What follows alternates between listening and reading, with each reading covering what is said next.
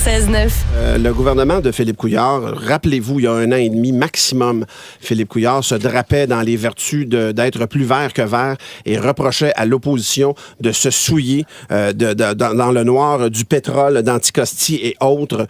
Et on parlait aussi de gaz de schiste.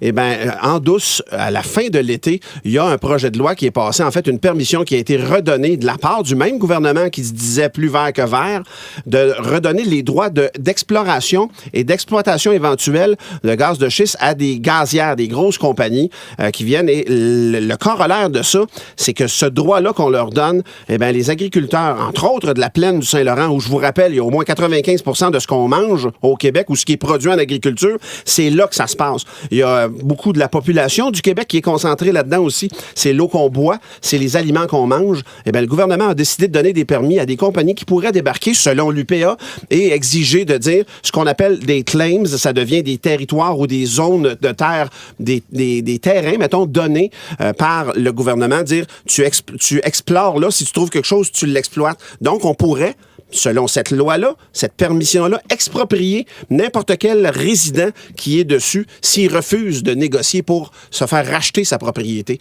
Et les agriculteurs, il y était 300 à la réunion de l'UPA la semaine dernière qui se sont levés d'un seul homme pour dire, voyons donc, faut qu'on se batte contre ça, c'est la loi sur les hydrocarbures, ça n'a aucun sens. Je peux pas concevoir l'insensibilité du gouvernement par rapport à, premièrement, l'idée d'être maître chez nous. On peut-tu décider qu'on fait ce qu'on veut avec notre fond de terre, puis tu vas nous demander la permission, première des choses. Et deuxième des choses, c'est comme je l'ai dit d'entrée de jeu, c'est de l'eau qu'on boit, c'est de la bouffe qu'on mange en très, très grande quantité. C'est n'importe quoi ce matin. C'est dans le Journal de Montréal en page 2, entre autres. Pourquoi c'est les agriculteurs qui se manifestent? On l'explique en page 3 du Journal de Montréal ce matin. C'est qu'ils disent évidemment qu'ils seront les premiers visés par ces compagnies-là pour explorer le sous-sol québécois. Parce qu'ils disent ça va se passer en zone agricole, ça, là, ces recherches-là, là, ça se passera pas en ville, assurément. Puis il y a l'exemple de M. Paquette à Sainte-Croix, dans le Binière, qui dit que lui, c'est la compagnie Quester, une compagnie albertaine qui est partenaire de la multinationale espagnole Repsol qui va donc investiguer son sous-sol. Puis là-bas, c'est un projet pilote d'exploitation pour les gages de schiste. Puis ça impliquerait l'injection de sable, d'eau et de produits chimiques à haute pression dans le roc pour en extraire la ressource. Mais il a été prouvé que ces produits-là peuvent être dispersés jusqu'à 600 mètres dans le sol. Donc, tu le disais, Martin, c'est l'eau qu'on boit. Donc, on pourrait réellement contaminer l'eau de la nappe phréatique québécoise. Et vous réagissez sur la messagerie texte. Fred Forget dit c'est dégueulasse. Il y a Sam qui dit moi, je suis fermier. Si jamais il y a une expropriation de mes terres, c'est la fin de ma carrière parce que je gagne ma vie avec ceux-là. Et Marc Lacroix, je trouve vraiment, résume bien, il dit c'est beau le gaz, mais le gaz puis tout ça, mais si on n'a plus rien à manger, il n'y aura plus personne pour le brûler, le gaz. Ça porte à réfléchir. C'est vraiment n'importe quoi. Je conçois mal pourquoi le gouvernement donne notre sous-sol comme ça, notre sous-sol proche à part de ça. C'est pas une mine qu'on a trouvée dans le Grand Nord québécois. Le sous-sol sur lequel on se nourrit. On mange littéralement dans la plaine du Saint-Laurent, entre autres. Puis là, je parle de la plaine du Saint-Laurent, mais à partir de Rivière-du-Loup, pratiquement, jusqu'à la pointe de la Gaspésie, jusqu'à Gaspé, c'est aussi un territoire rouge, donc, qui serait donné à ces minières-là. C'est pas ces minières-là, c'est ces compagnies gazières et pétrolières-là. Puis on en a une richesse. On a l'hydroélectricité, c'est malade comment on est hot par rapport à ça. Pourquoi est-ce qu'à la place de mettre de l'énergie là-dessus, on met pas de l'énergie à faire comment on peut tirer profit au maximum de cette ressource-là? Comment on peut être innovant pour faire en sorte que cette ressource-là devienne de l'or? Tu as 1000 fois raison, Tammy. Puis le plus aberrant là-dedans, c'est littéralement nos dirigeants qui sont en train de scier la branche sur laquelle on repose. C'est rien de moins que ça.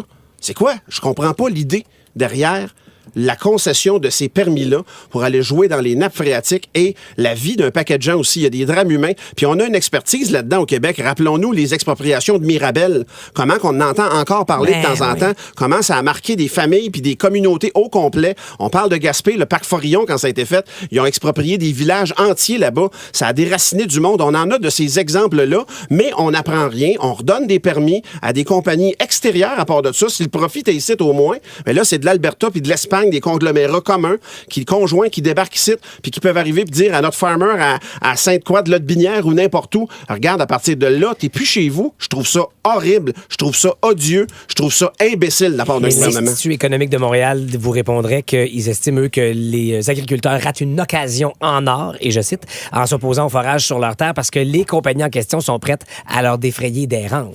C'est pas Lucien Bouchard, notre ex-premier ministre du Québec, qui a tant soulevé les foules foule qui est maintenant lobée pour ces compagnies-là de pétrole? Ça se peut, je pourrais pas dire, mais... c'est d'autant plus tannant parce que tu dis, non, c'est vraiment l'argent qui mène le monde, coudonc. Vraiment. Vous êtes plusieurs à réagir à ce sujet qu'on a abordé concernant les permis d'exploration et d'exploitation éventuelle de pétrole et de gaz dans le sous-sol québécois. Toute la plaine du Saint-Laurent virtuellement, puis la Gaspésie, la péninsule au grand complet sont des zones où on pourrait à tout moment être exproprié. Il y a les agriculteurs qui se lèvent debout en masse, on l'a dit tantôt, et moi, je veux juste qu'on se rappelle de ce gouvernement qui descendait en feu puis en flamme l'opposition, qui les traitait de dégueulasse en se souillant dans les mains dans le pétrole d'Anticosti. Rappelons-nous de ces sorties-là du premier ministre. Il va y avoir des élections en moins d'un an.